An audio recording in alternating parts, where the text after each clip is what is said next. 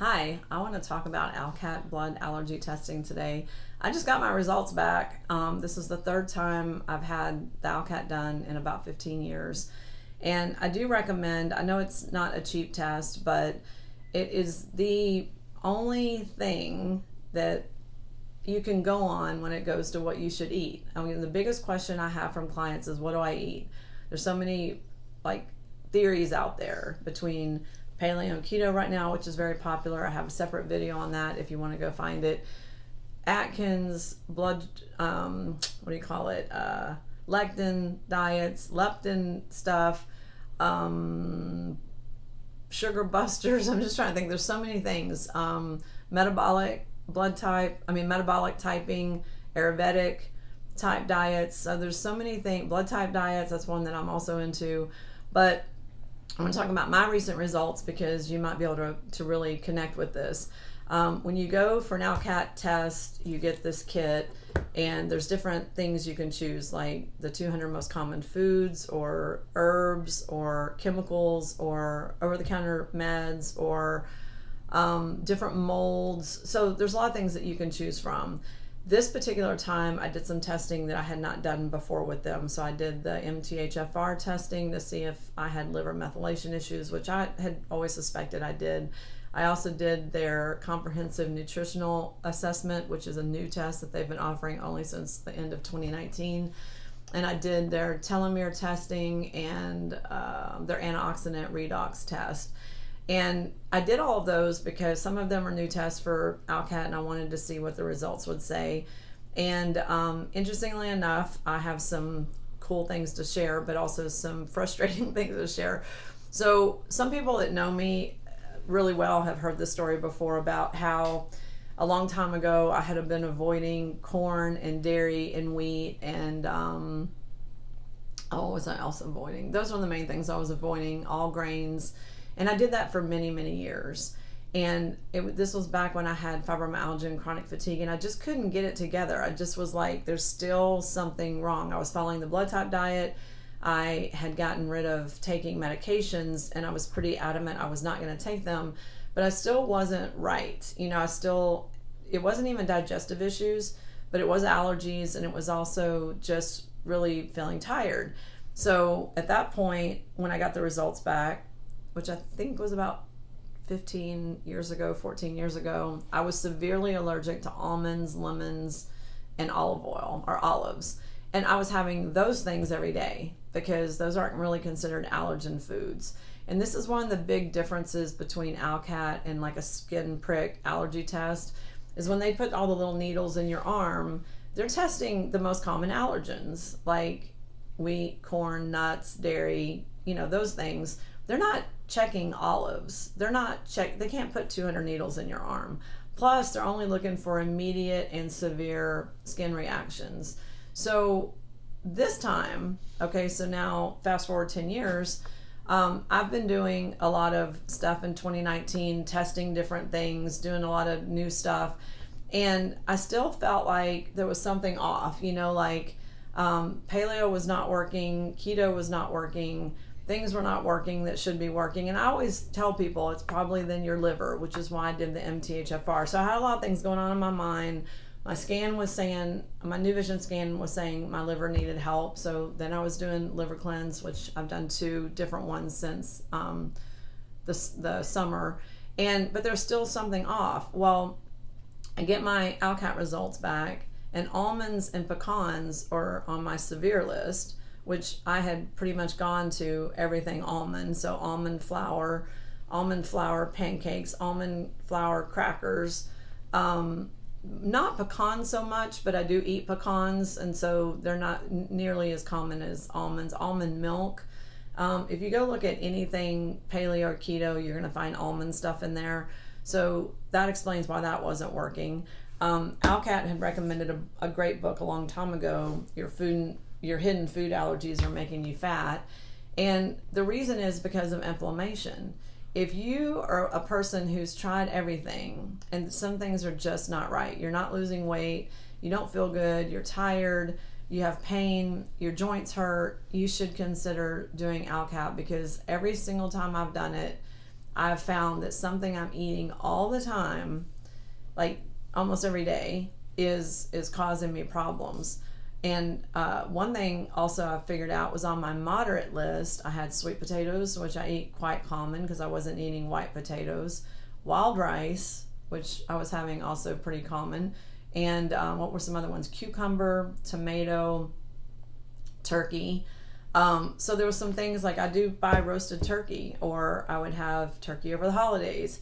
And so turkey had not been an allergen for me before, but when I got the list back, black tea, I was drinking iced tea sometimes.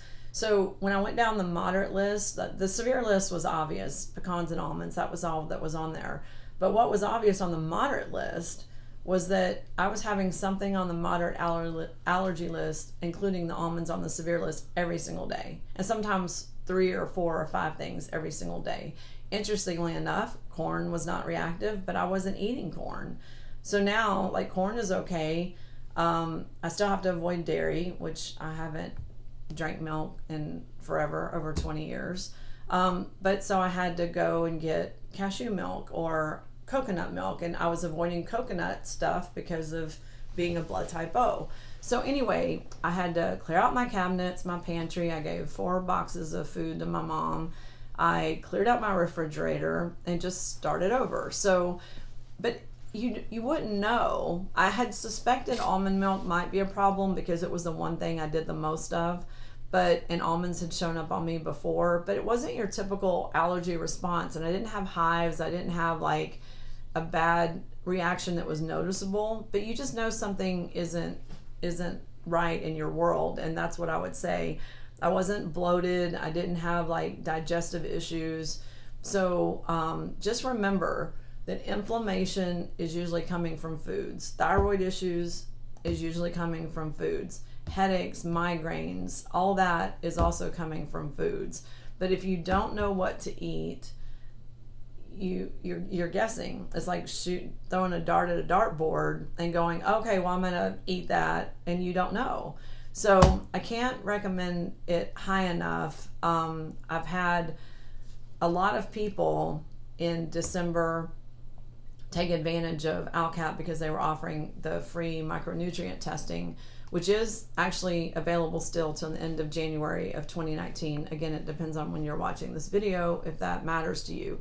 But I do want to talk about those things. I also want to say that when I did Alcat the first time, which was up 15 years ago, I had one of the worst Alcat responses that they had ever seen. That they actually contacted me and they thought I was like an adult autistic person.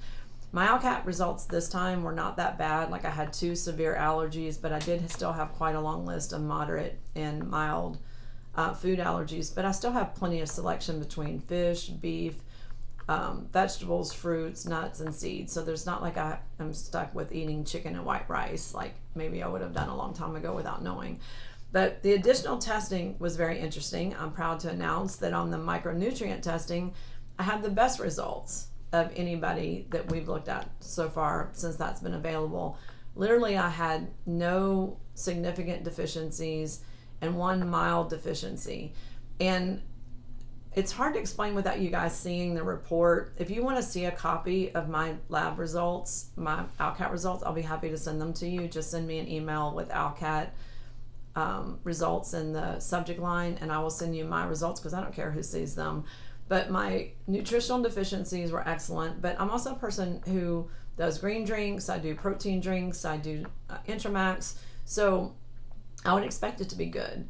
I've seen other people's that, they're deficient in all the B vitamins, or they're deficient in 10 or 20 things. So it does matter what you do. It does matter what you eat. I eat green vegetables and lots of them. I eat salads. I eat lots of variety of foods every day.